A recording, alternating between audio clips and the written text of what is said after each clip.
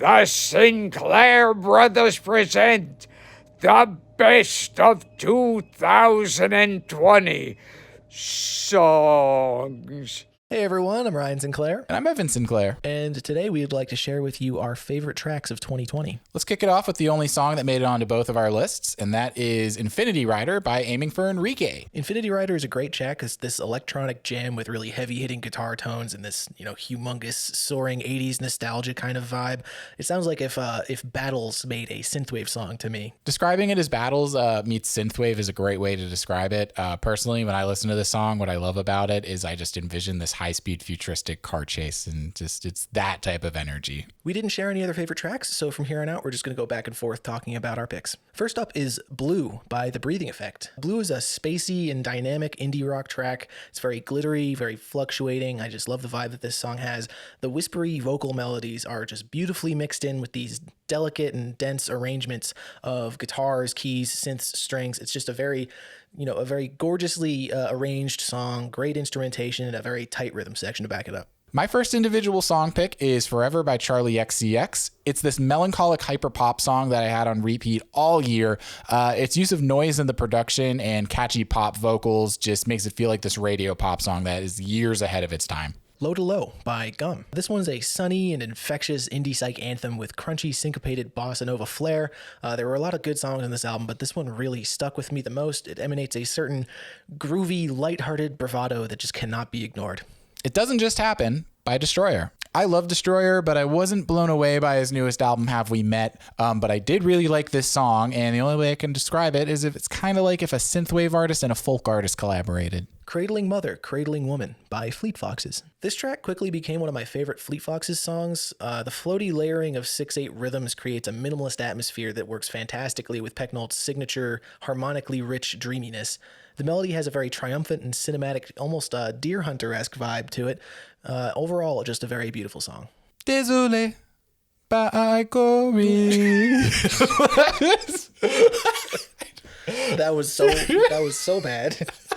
This was my favorite song from Song Machine Season 1. It's really laid back and catchy, and I love Fatoumata Diawara's feature. She brings a lot of energy into this song, and I would love to see her collaborate with Gorillaz again. Go Away by Jeff Parker. Dry and drony experimental funk from the guitarist of legendary Chicago post-rock band Tortoise. The endlessly repeating polyrhythmic bass line, the crisp drum beat, and the electronic atmospheres support these minimalist, mind-bending guitar layers and the repeated mantra, go away. Darkseid by Grimes. I listened to this song a lot this year. It has this awesome heavy club beat and these pitched up vocals in Mandarin that just, when paired together, makes it sound like you're ascending in this futuristic nightclub. If you're into that vibe, definitely check this song out. Beginning by L.A. Priest. This was the opening track from L.A. Priest's 2020 album Gene, kicking off the album with some infinitely catchy jangle pop jams. It's got intertwining vocal layers, chorusy and compressed guitar performance dancing around the stereo field, rubbery synths, and a tight-as-hell drum machine sound that tie the track together into a danceable pop masterpiece. Mr. Motivator by Idols. Love the positive energy of this song. It makes me really wish there wasn't a pandemic going on, because out of all the songs on the new Idols album, I could imagine that it'd be very cathartic to jump into a mosh pit at a live show with this one. Honey by King Gizzard and the Lizard Wizard. Honey is one of Australian psych rock outfit King Gizzard's most interesting concoctions yet. Buzzing acoustic guitar, subdued soft vocals, and clockwork drums operate together in interlocking 6/8 rhythms to create a very unique vibe on this track. The stripped down acoustic tone is reminiscent of Paper Mache Dream Balloon, but with the rhythmic tendencies of Polygon Dwanaland and the microtonal scales of Flying Microtonal Banana. Ontology, also by King Gizzard and the Lizard Wizard. Ontology makes you feel like you're going on this acid western adventure. The groove makes you feel like you're a cowboy riding your horse on the run from the law, and the big moments with the harmonica kind of make you feel like you're getting in a brawl at the saloon.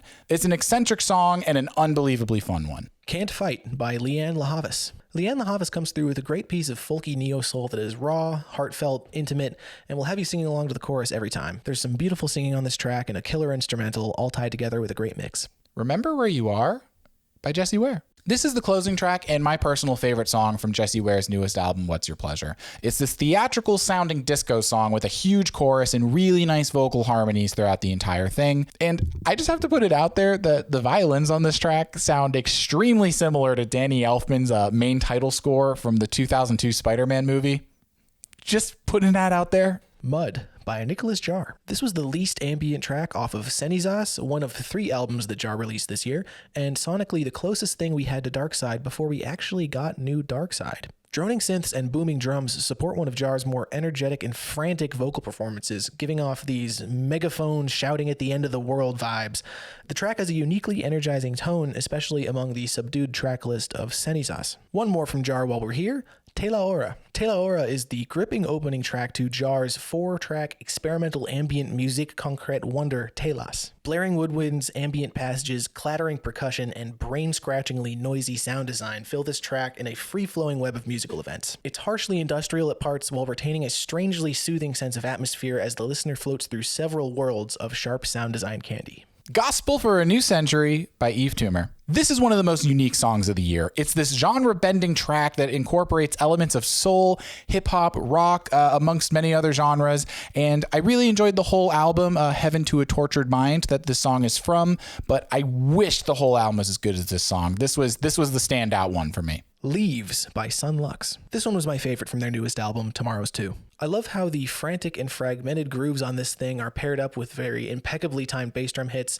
The band is really flexing their rhythmic chops on this one, with a great vocal performance and interesting sound design on top of the precisely loose rhythm section. Don't Again by King Krule. I love King Krule, and while I thought his newest album, Man Alive, really dragged in the second half, I thought there were a lot of great songs in the first half, like this one. As always, King Krule's vocal delivery was fantastic, and the production actually does a lot to add to this song. They use his vocals as kind of textures in the background that fade in and out to kind of give this resemblance of having a bad high. Also, Everything made the better Man Alive album. Before we move on to our number 1 favorites, I have a few more to mention. Martian by Theophilus London. Honestly, it's hard to explain why this one gets me so much. It's just so much fun. The bright, brassy beat and echoing vocals pair up so well, and it's just hooked me in with its shamelessly catchy and in-your-face attitude, despite being a pretty simple and sugary tune. I listened to this song and the album it's from way more than I expected to. Dragon Ball Do-Rag by Thundercat. The lead single from Thundercat's new album, It Is What It Is, this track is wavy, intricate, hilarious, and endlessly funky. Complex bass lines and jazz harmony make up this brilliant supportive framework for the catchy melodies and vocal harmonies happening up top in a way that is balanced, groovy, and fun. Also, this had one of the best music videos of the year, directed by Zach Fox. Sudden Death by Quelle Chris and Chris Keys. Sudden Death is an intensely groovy oddball on the track list for Innocent Country 2 from rapper Quelle Chris and producer Chris Keys. This is one of the few tracks on the album without rapping, instead riding a faster, clickier groove with a brightly warped piano progression and unapologetically unique R&B flavored vocal harmonies. This track never fails to make you want to dance. All right, well, with that, I think all that leaves us is our number 1 favorite songs of 2020.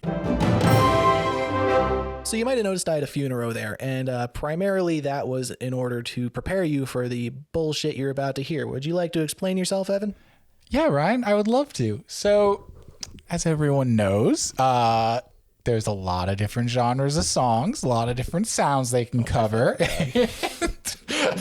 And so I have 5 number 1 favorite songs. It's called a number 1. You can't do that. Look, that's against the rules. Do you want to talk about your albums, Ryan? Do you want to talk about the albums video coming out tomorrow, Ryan? All right. Whatever. 5-2. That is not a good ratio. Say the Name by Clipping. This is my first number 1 favorite song of the year. It's from Clipping's newest album and second attempt at horrorcore, Visions of Bodies Being Burned. Clipping have been trying out horrorcore for the past couple of albums, and this is their best horrorcore track to date. From the low-pitched lines, candlesticks in the dark, visions of bodies being burned, to the beat that sounds like a predator following you, it just really captures that horror movie mood, and I love it. Delete Forever by Grimes. This is my second number 1 favorite song of the year. It's this beautifully sad song about Grimes losing friends to drugs and having to tell herself that she did what she could and she can't blame herself. The acoustic guitar in the song is very simple but really effective, especially when paired up with Grimes' vocals. Run by Joji. This is my third number 1 favorite song of the year, and definitely the most surprising because I have never been a fan of Joji and didn't even really keep up with Filthy Frank, but this song blew me away. Joji's vocal delivery is so honest and the chorus is so attention-grabbing. And if I had to criticize it for anything, it's that I feel it's too short. By the time it's over, every time I listen to it, I'm kind of like, oh man, I wish I had some more time to spend with that song. But Hey, keeping them wanting more is the name of the game, I guess. Circle the Drain by Soccer Mommy. This is my 4th number 1 favorite song of the year, and I mean this in a loving way, but it reminds me of those early 2000s shows about teens living in California. Something about the guitar tone and chords, I think, does it. But that aside, this is a really beautiful song with such heartbreaking lyrics. But if it weren't for those heartbreaking lyrics, I might feel like I was in a convertible driving through the hills with a camera pulling back at my side. But in all seriousness, it's a great song and you should listen to it. It was one of my favorites of the year. I Know the End by Phoebe Bridgers. This is my 5th and final number 1 favorite of the year, and coincidentally, the final track on Phoebe Bridgers' newest album, Punisher. I think this is one of the best closing tracks of all time. It's both so beautiful and epic with tasteful and exciting progressions that build up fantastically to the finale with Phoebe Bridgers just screaming over the horns. I would recommend that you don't go listening to just this song if you haven't heard the whole album through yet, because it definitely sounds better within the context of the album.